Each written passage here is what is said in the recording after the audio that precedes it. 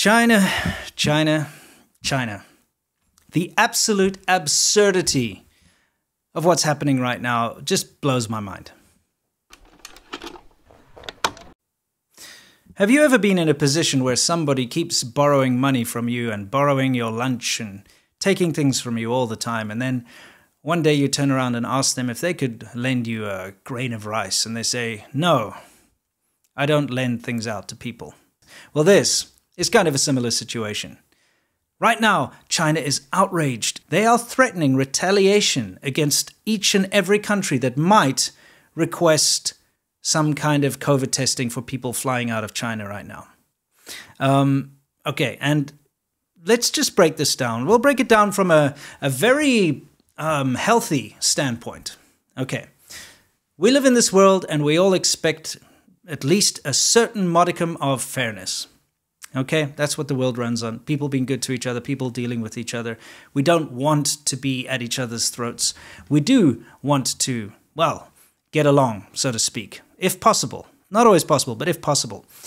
So the idea of singling out a specific country and saying, hey, anyone flying out of this specific country needs to do something or the other. It sounds bad. It sounds discriminatory. It goes against the modern ethos, so to speak.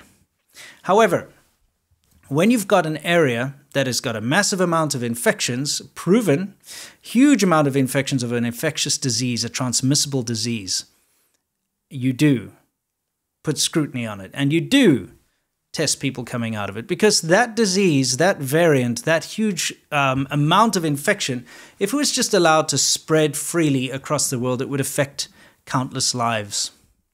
Now, we've already seen this happen, okay? We all know about COVID, we know about the pandemic. But we have to get to today and get to why the Chinese government is suddenly threatening retaliation, why the Chinese government is suddenly very upset because certain countries are asking for a 48-hour negative COVID test for anyone traveling out of China right now. And when you see the truth of the matter, you're going to laugh just as hard as I have about this whole situation. I don't know, laugh, cry, whatever. It's ridiculous. So China's zero COVID policy was a failure. A terrible, disastrous failure. Is China thinking about ending it, and if so, when?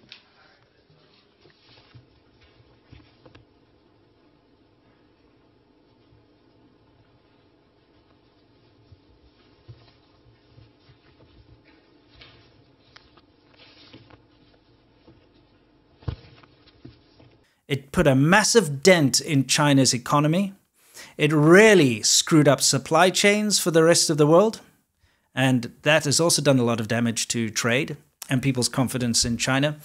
The people of China suffered the most with, well, being detained in their homes, a lot of them, for long periods of time, sometimes months, sometimes up to a year, depending on the place you were. Arbitrary lockdowns, arbitrary incarceration of the population all over the place, a huge amount of control over people's movement, forced testing everywhere they went. We know the deal. I don't want to rehash it. You understand. It was a bad, bad, bad situation. Of course, it failed. The COVID infection started to spread rapidly anyway, despite the zero COVID policy. On top of that, we had riots and we had protests around the country because people were sick and tired of being locked up and their freedom taken away from them. And China's probably the only country in the world where people would accept this kind of government control. Imagine trying to tell Americans that, or Australians or anywhere in the world, that you are confined to your apartment, no matter how small it is, or your house, without being able to leave. And that you're not allowed to order food. And that all you're allowed to do is stay there, and if the government feels like it, they'll drop off a food parcel for you. Sometimes rotten food, sometimes none at all. Not being able to travel, not being able to get in your car or go anywhere. Without massive amounts of tests and quarantining. So you want to go to visit a tourist site, well, you can't, they're all closed. But if you wanted to go visit a friend in another city, you would arrive in that city and immediately have to quarantine for a week or two before being allowed to go out to see your friend. Anyway, they realized they had to put an end to it for various reasons. Number one, because it wasn't working. Number two, because it was causing such a huge problem to the economy. Look at the whole iPhone factory that went into riots because of the zero COVID policy. destroying their international image. And of course, it was costing so much to the economy. It's just a complete mess. Everything about it was a mess. And the riots and the protests, and for the first time ever since Tiananmen Square, the Chinese government started to see a little bit of their control over the people slip. Just a little. And it was enough to scare them into just dropping the whole thing. So, what do we have here? We have a situation where suddenly the majority of China has COVID. Right now, as we speak. I know this because I am speaking to many of my friends in China, many of my ex-colleagues, many of the doctors that I used to train. Of course, they're in the medical field. They're the ones in the know. I'm not talking about your average man on the street. I'm talking about people that are in clinics, in hospitals that are actually treating the ill, the suffering, and the dying, and of which there are many.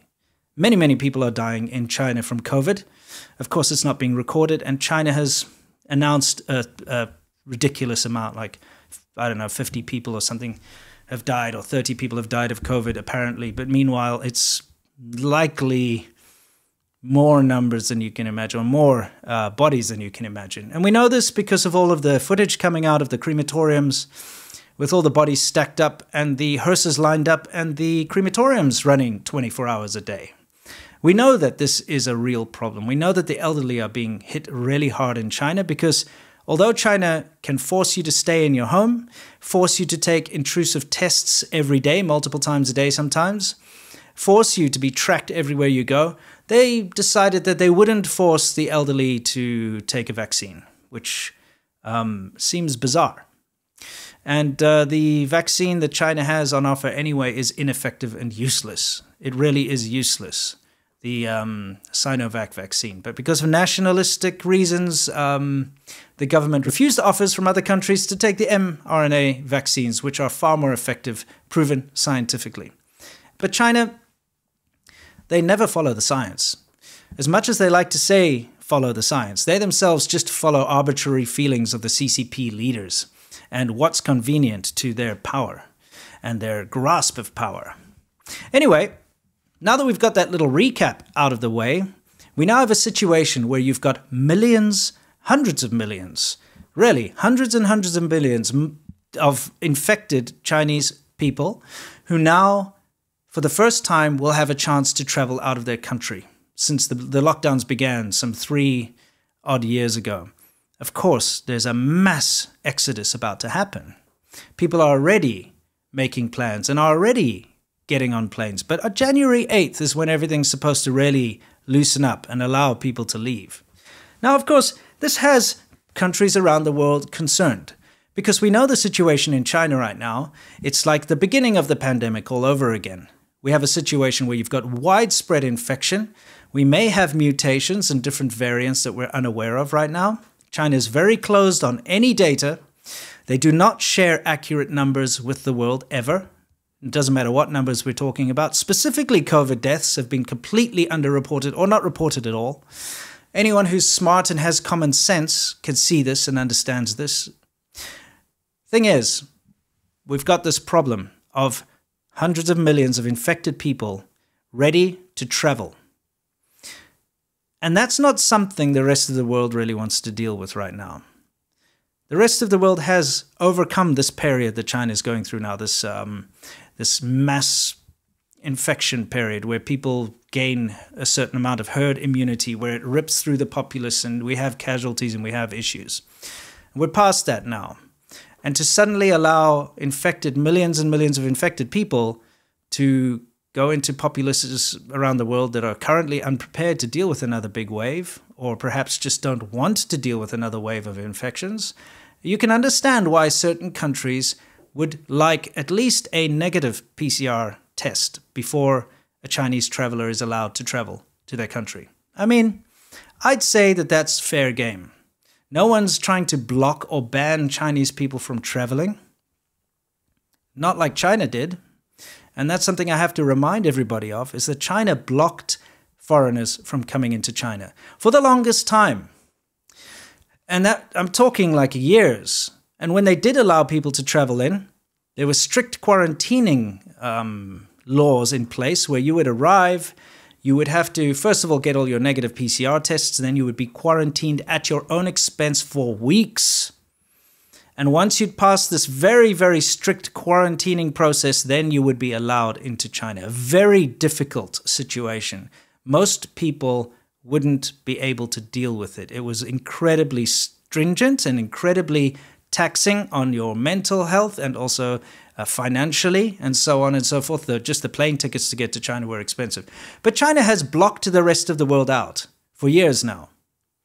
I know this specifically because I got contacted by this group of overseas students. And these are the guys who were studying in China. Now, the majority of them, when the pandemic hit, they left because it was around about the time of Chinese New Year. And that's the time when most foreigners have a break, while all the Chinese people go to visit family and they celebrate that sort of thing because it's such a personal thing. Most of the time, if you're lucky, you'll get invited by a good friend to go and join. But it's a family thing. It's quite personal. And so most foreigners that are in China, they use that time to go on holiday. And they'll go back to their home country to visit family, or they might go to Thailand or somewhere else. Anyway, so a huge chunk, the majority of these students that were studying in China in university, mind you, they've already paid their university fees. They've got their studying visas, their student visas. They're doing whatever. And I'm talking about people from all over the world, Africa, South America, etc. Now, they went out. China put all these lockdowns in place, barred flights from entering. And remember, they actually just barred foreigners from going back in. Not like, oh, you can come in with a quarantine, just like no foreigners allowed for the longest time. And so these students specifically were constantly reaching out to me to see if there was something I could do or some way I could help them, because the universities were refusing to help them. The Chinese government was refusing to help them. And there's no way that they could get back in. So they paid for their courses, but they could no longer study. And some of the universities offered them some kind of online course thing, but it's just not adequate. You've paid all this money. You've gone through all the hassle to get your visa. You're supposed to be studying in university there. And so for years, they kept bugging me about trying to get back in and see if I knew a way. So I'm just giving you one perspective. Remember, foreigners were blocked from China. And in fact, when the initial outbreak happened in Wuhan, domestic flights in and out of Wuhan were blocked, but international flights were allowed. People were allowed to leave Wuhan and spread the pandemic around the world, but the Chinese government knew that it was contagious and didn't allow anyone from Wuhan to fly domestically anywhere else in China. There was a huge quarantine on the entire city, on the entire area, the entire province. So that brings us to today. Like I said, several countries right now are trying to put in place the smallest of precautions, which is make sure you have a negative 48-hour PCR test. And China is up in arms. Oh, it's discriminatory now. Oh, we're going to have to retaliate. Certain countries are not following the science and they're making it political and all this other bullshit. Fair enough, if that's what you want to believe, but riddle me this. Here, according to the official Chinese state, after January 8th, when they supposedly open up and they're going to allow people to travel back into China, every traveler coming into China has to present a negative 48-hour PCR test. So, what the hell, China, are you complaining about? And when I say China, of course, I'm talking about the Chinese government. For those of you who somehow think I'm talking about Chinese people, for some reason you don't understand how things work. Because if you say, oh, America bombed Iraq, you don't mean American people, you mean the government and the military, right? You know how that works? Just getting that out of the way. China, you idiot. How dare you? How dare you say you're going to retaliate against countries wanting a 48-hour PCR test for your citizens flying abroad? You require 48-hour PCR tests from everybody coming into China. And this, again, is a massively good demonstration as to why we should stop being diplomatic with China, with the Communist Party of China. Because they are not only hypocritical, self-serving, and sinister, but they take advantage of Western compassion. They take advantage of Western systems and sensibilities. They try to play to people's sensibilities. How dare you discriminate against China? That's not following the science. You're making it political. How dare you do this to the people of China? And most regular, normal people would think, yes, that's bad to discriminate. Yes, we shouldn't be doing that. Why are we discriminating against China? Are we racist? Is there a problem with us? And that's China winning, because China's doing that now. And they're not going to stop doing that. They're not going to stop what they're complaining about. They complain about you doing it, and they do it at the exact same time. And they do it worse. And this has been going on with everything when it comes to espionage. I'm sorry to say, but Chinese espionage and industrial espionage and just espionage in general and just the police, illegal police stations and the various things that have been uncovered recently happening around the world, it's what China's doing. China takes the piss. They steal intellectual property all the time and they expect nobody to call them out on it. They spy all the time, expect no one to call them out on it. They meddle in international politics all the time and expect nobody to call them out on it. The point is that China gets away with this, and it pisses me off. They get away with playing on the sensibilities of the rest of the world. Why do you think it is that we have environmentalists who rightly so complain about emissions and complain about countries that are creating pollution, and they complain about, I don't know, the usual stuff. Just go watch a Greta Thunberg speech or something and you get the gist of it. But they never bring up China. Why is it that China is allowed to get away with this wholesale destruction of our Earth? Why is it that China gets away with accusing everybody of being discriminatory and racist and people actually take them seriously when China is one of the most discriminatory and racist countries in the world?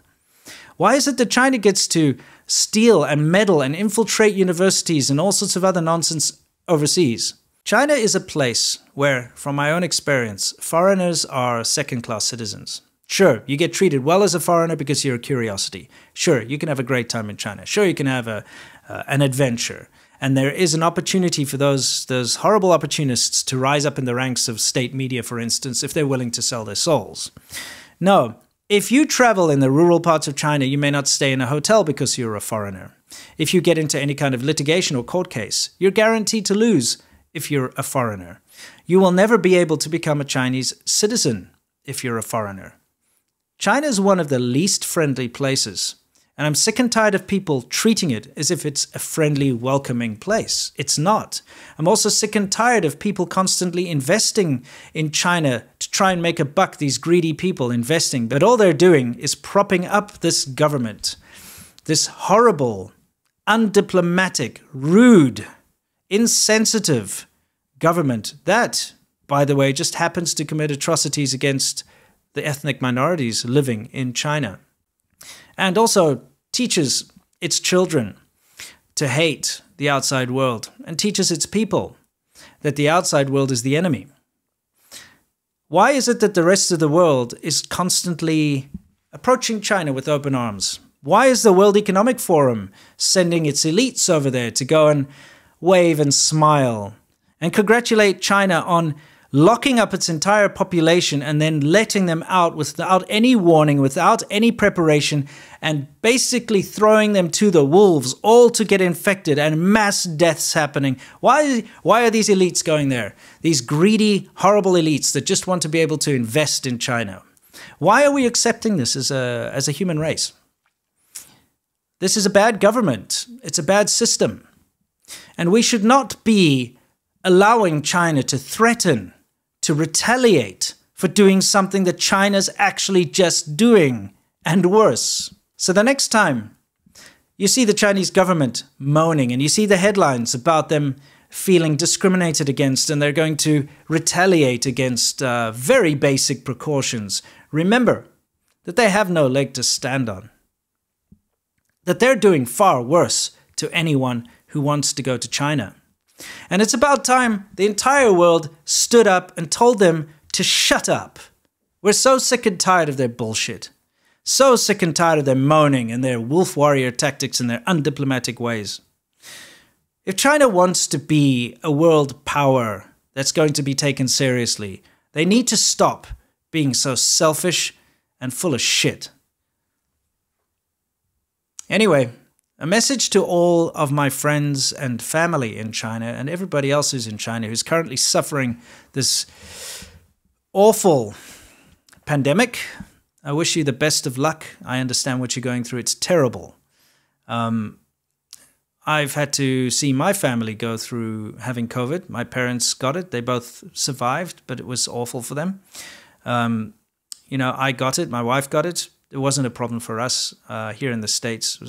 We were down for, I think, 2 days with flu-like symptoms. I didn't even get a fever. I was just completely, you know, lethargic, had no energy. It affects people differently to different degrees, depending on who you are and how healthy you are and, you know, your vaccination status and that sort of thing. It really will affect you differently. And I just hope that everybody pulls through. It's a difficult time. But at the same time, stop your bullshit. Don't cry discrimination. You know very well how your government from the beginning tried to lay blame on every country out there other than Wuhan and China, where this pandemic originated from. You know for the longest time how the government has been blaming the outside world for all of its problems. And you know for the longest time how the government has been demonizing the outside world, blaming any local infections on foreigners. You know it. So if you want to talk about discrimination, talk about the CCP. Talk about how they blame foreigners for all of their problems. I do wish each and every one of you a fantastic new year. Let's make this the year where we stop taking the CCP seriously and start laughing at their absurdity. Because quite honestly, you can't make this shit up. Anyway, until next time, you know the drill. As always, unlike the CCP and its stupid rhetoric, stay awesome.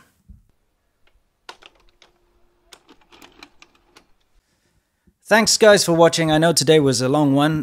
Really just had to get this off my chest. I'm still flabbergasted that people are taking China seriously with this nonsense. Either way, please join me on Friday for my live show. It's called The China Show. I do it with my friend and colleague Lawei86. It's always a lot of fun. And we give you the most up-to-date news coming out of China, as well as just hilarious and funny other things too. So I hope I can see you on Friday. Have a great one, guys. Hey, do I look like a Subway Wonder Man?